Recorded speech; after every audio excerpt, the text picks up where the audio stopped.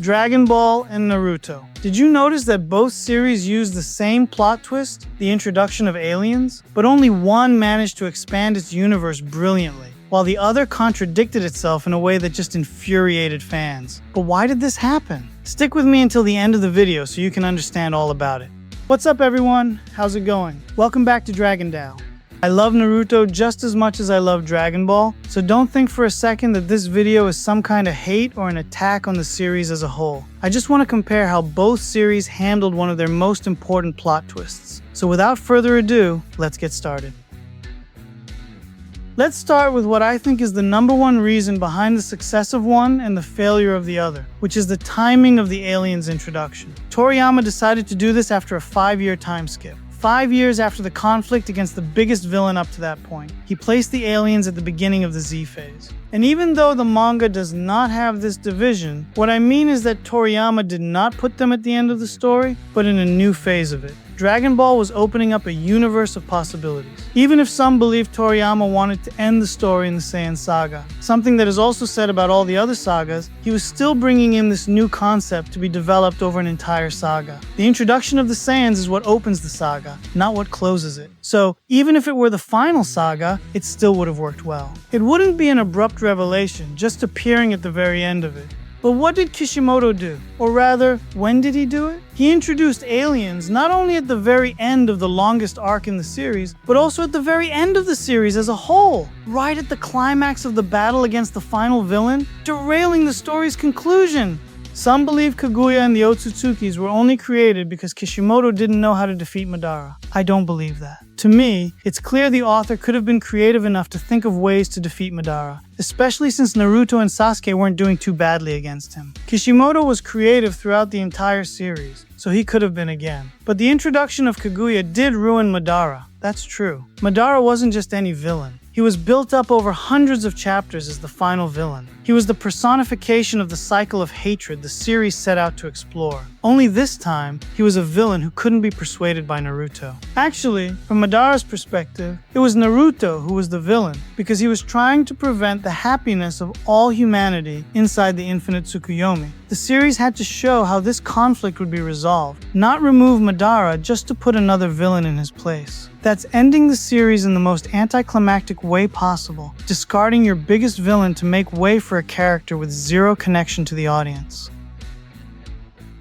Let's take a last-minute villain from Dragon Ball as a comparison. Look at Toriyama's example of introducing Cell. Cell wasn't planned to be the final villain of that saga, but when Cell is introduced, it's not at the climax of a final fight between Goku and Gohan against the other androids. Cell doesn't suddenly appear replacing the final villain, stick around for just a few chapters, get defeated, and then Dragon Ball ends. No, Cell appeared and was developed for over 50 chapters after that. He was another android. This time, one developed by Dr. Gero's computer using the cells of the Z-Fighters. And he had also traveled back in time after killing another version of Future Trunks and stealing his time machine. Cell still needed to get stronger to become the real threat, even going against the other androids. Cell had a striking personality, he was cunning, knew how to manipulate the characters to his advantage, and immediately established his interest and rivalry with Goku upon learning he was still alive. Cell organized a tournament. His final fight is one of the best saga endings.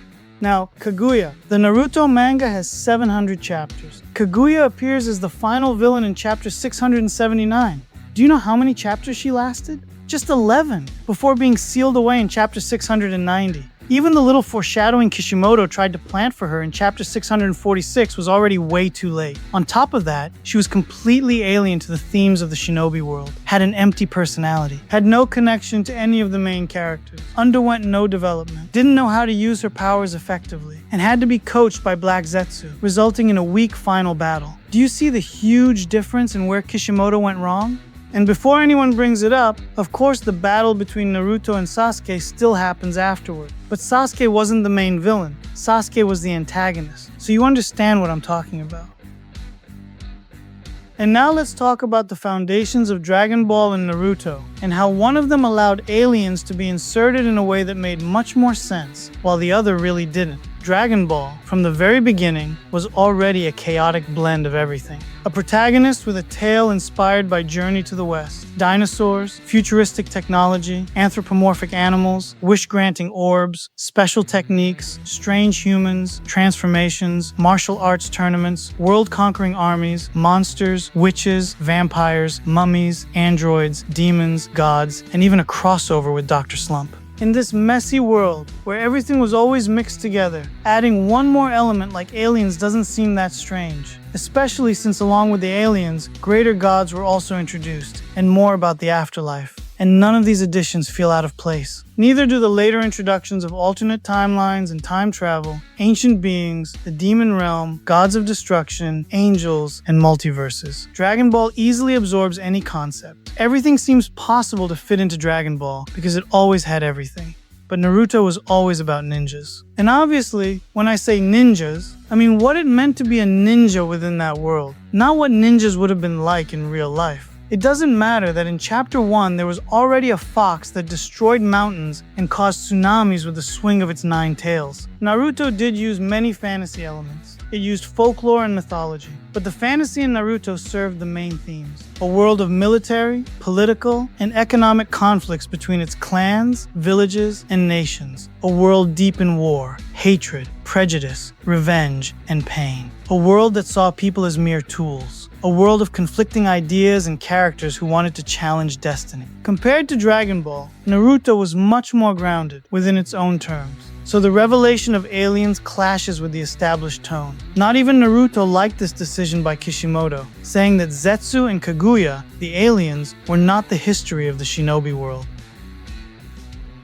Another major reason why the results are so different between the two series is how each author introduced aliens into the story. Toriyama did it through Raditz. But he didn't just drop Raditz in as some random alien who fell to Earth wanting to do evil. Not at all. Toriyama used the theme to expand the meaning of what already existed. Raditz shows up and says he's Goku's brother. That they were both from a warrior race called Saiyans. That they all had tails. That Saiyan's children were sent to other planets to kill all the inhabitants and sell the planet. And that one of the ways they did this was by transforming into great apes. Suddenly, Goku was an alien. And no, Goku wasn't established as an alien before that because of the panel with Sergeant Metallic. That scene doesn't exist in the manga. It was anime filler, and it had more to do with a pop culture trend at the time. I'm talking about the reveal in the manga, the main story, and that only happened when Raditz was introduced. Anyway.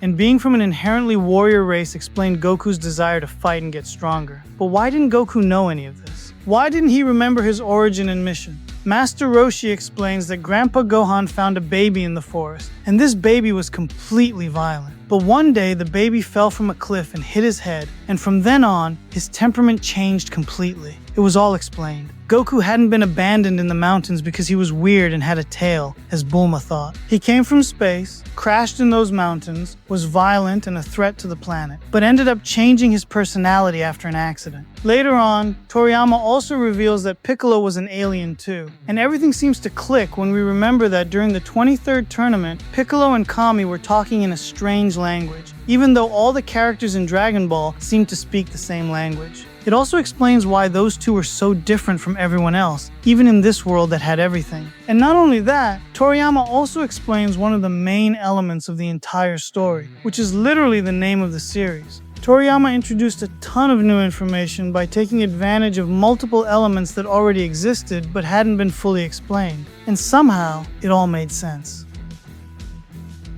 But in Naruto, how did Kishimoto do it? As much as many complain about the direction the series took in the war arc, I believe the conclusion of this conflict would still have been relatively satisfactory for most. Big plots were already answered in the final stretch. Hashirama and Madara, that endless cycle, had been referenced since the first battle between Naruto and Sasuke at the Valley of the End. The Sage of Six Paths had already been mentioned as far back as Pain's appearance, and had been explained in greater detail since the 5 Kage Summit arc. He created the moon, saved the world, sealed the 10 tails, and split it into the 9-tailed beasts, the father of all shinobi. Madara wanted to obtain the sage's power so he could accomplish feats as great as the sage's and become the new savior. That same arc also established the conflict between the sage's sons, with Naruto and Sasuke being chosen by destiny to carry it on. All of this had already been in the story for a very long time. But do you know what was never in the story? Not even as a minor hint or question?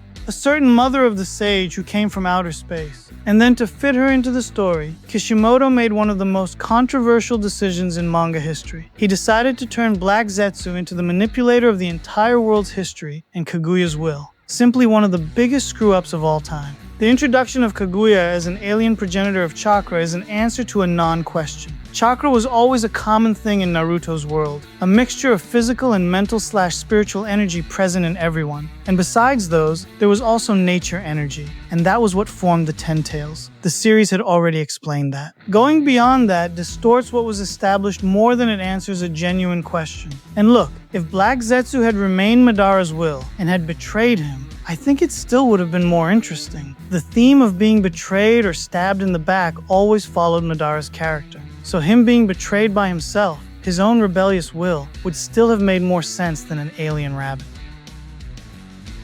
And to wrap things up, the reasons why the two authors introduced aliens into their stories were also very different. Toriyama, as always, kept it pretty simple. In an interview, he said that after becoming the strongest on Earth, Goku had to face the Saiyans and eventually go to space himself. So it kind of makes sense. Aliens were introduced precisely because Toriyama wanted to continue the story, but there was no threat left on Earth that could have the same impact after Goku defeated both Piccolos. At least not at that point, since Toriyama hadn't come up with the androids yet.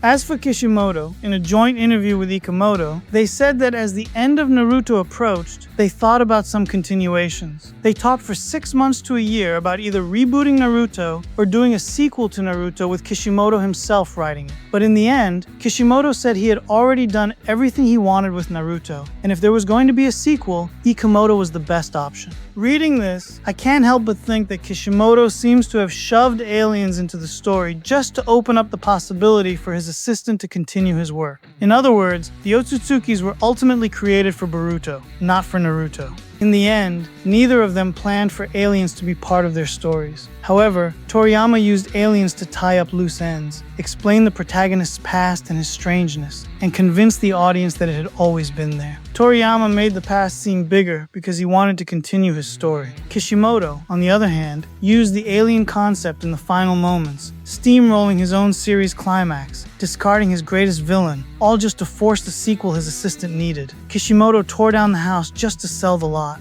Dragon Ball gave a masterclass on how to expand a universe, while Naruto, unfortunately, showed how to implode its own right at the finish line. But now I want to know from you, what do you think about all this? Comment your opinion down below. If this video was interesting to you, please leave a like and subscribe to the channel to keep following discussions like this one. And here on the screen, 2 more videos will appear that I'm sure you'll enjoy. See you in the next video right here on Dragon Dao.